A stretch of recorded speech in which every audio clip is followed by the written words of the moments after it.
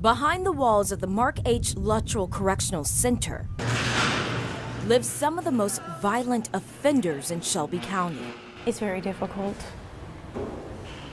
And I think as I've matured, I've realized the pain, the hurt that I've caused to the people out there. And I just want to be able to never do that again. Some of these women are paying for crimes committed more than 15 years ago. I've been in this facility since 2000. Crimes so heinous. But I've been incarcerated since 1998. So brutal. I committed a murder when I was younger, when I was 14. That the Tennessee Department of Corrections must get the approval from their victims' families in order for us to show their faces on TV or release their full names. Permission that wasn't granted for Cassie, Shonda, or their fellow unit mates this day. I was charged with second-degree murder in 1998, and I've been here ever since. The women say they've tried hard to heal the wounds caused by their actions. What I try to do in my everyday is somehow put something positive in, knowing how much negative I've, created. It's not through a therapist that they find the path to redemption, but good girl. Through a dog. I just don't ever want to be the way I was before. And I see that working with the animals also, because they come in and they walk out and they're not the same animal. Hey. No, sir, sit. The Collierville Animal Shelter partners with the state for the Prison Puppies Achieving Worthy Service program, better known as PAWS. Shelter Director Nina Wingfield says in the past 8 years, inmates have trained about 400 abused, abandoned, and neglected pups. A lot of puppies and adult dogs have come through here that needed to be socialized, trained, motivated, loved, and cared for. These puppies spend 24 hours with the inmates, sleeping in crates in their cells. They leave the program and go on to become service dogs for veterans with PTSD, special needs therapy dogs, or assist those with physical disabilities. A cell block lifesaver, not only for the dogs, but also these women. I said if they're being conditioned to make better choices, I have to be too. They've learned, how to be what we would call a good dog, and they go back out and they make people proud, and I want to be able to make people proud. In Memphis, Felicia Bolton, WMC, Action News 5.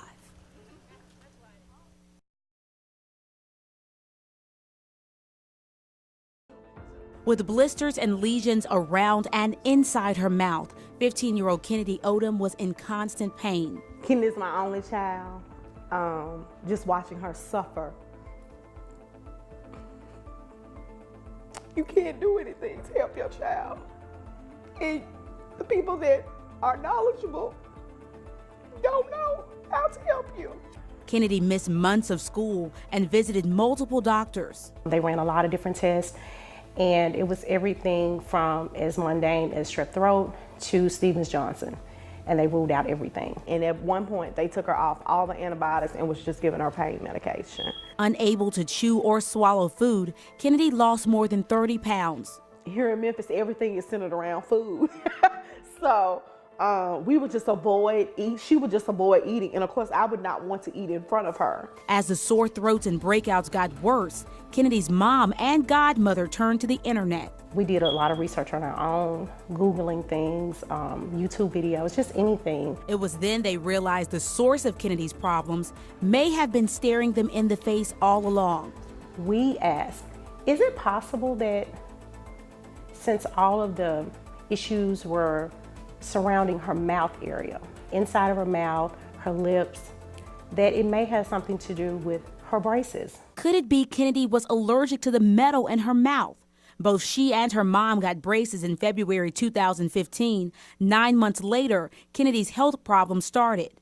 It wasn't until doctors zeroed in on her braces that they discovered Kennedy has a nickel allergy. Where the nickel was touching her mouth had the outbreak of these lesions. In her case, she's got a hyperimmune system for lots of things. Memphis periodontist Dr. Mitchell Godat is currently treating Kennedy and says talking to your dentist about your allergies can be the difference between life and death. Even something that seems so minor to tell a dentist or to tell your physicians, you have got to tell them all your medical history. Kennedy has a team of doctors for other underlying health conditions. What we were told by Dr. Liu at the Asthma Allergy Clinic is that this is the only second documented case in Shelby County that they know of for a fact that a child has a nickel allergy that was brought on by their braces. Her family is now thousands of dollars out of pocket for prescriptions and testings, which have strained their budget. We're probably in $15,000 in right now. Looking back, Kennedy's mom only wishes she had known the symptoms of nickel allergy sooner. To me, it's important to let parents know to be aware and to be diligent and to be proactive when it comes to your child's health, because no one knows your child better than you. Jerica Phillips, WMC Action News 5.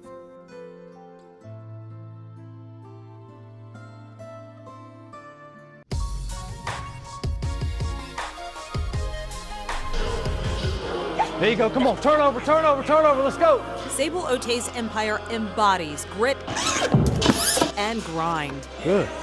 If you think that you're always going to be at a certain point in your life, then that's where you're going to be. Like, you have to think beyond that. For this wife, mother, and teacher, her beyond means seizing a spot on the 2018 U.S. Olympic bobsledding team, a goal she starts working towards at 4 a.m. each day. So I'm going to read my morning scripture, and then I'll head to training. Go through some variations of the start. Training with her coach starts at 5. Be quick.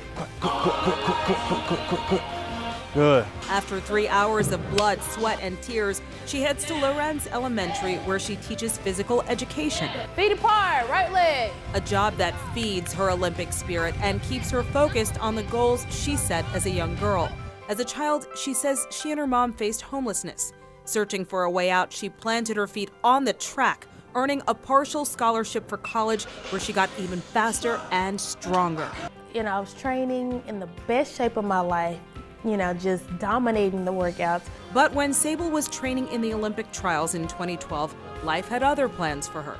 So I found out I was pregnant, and I didn't even watch the Olympics 2012 year. Instead, she went back to school and got a master's degree in education.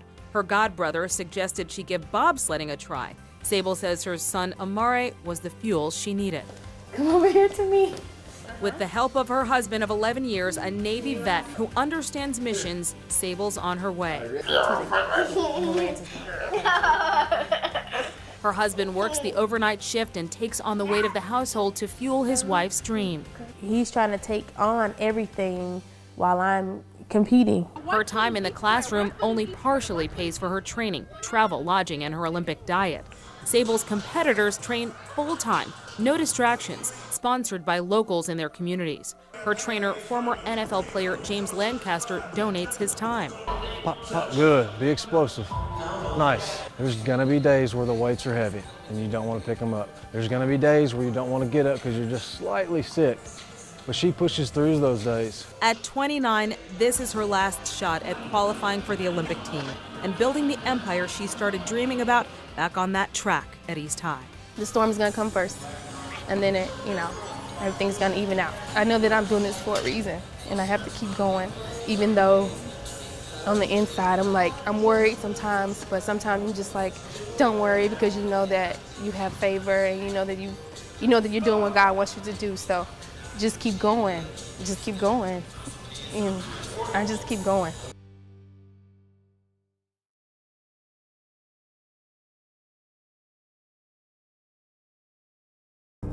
He said something like, don't move or something, and he had the gun by his side. Ashley Oglesby was working behind the register at a Family Dollar on East Shelby Drive. A surveillance camera captured these images as an armed man forced Oglesby's manager to empty one of the registers before he moved toward Oglesby's register, pushing customers out of the way. He said something to them like, don't move or I'm gonna hurt you.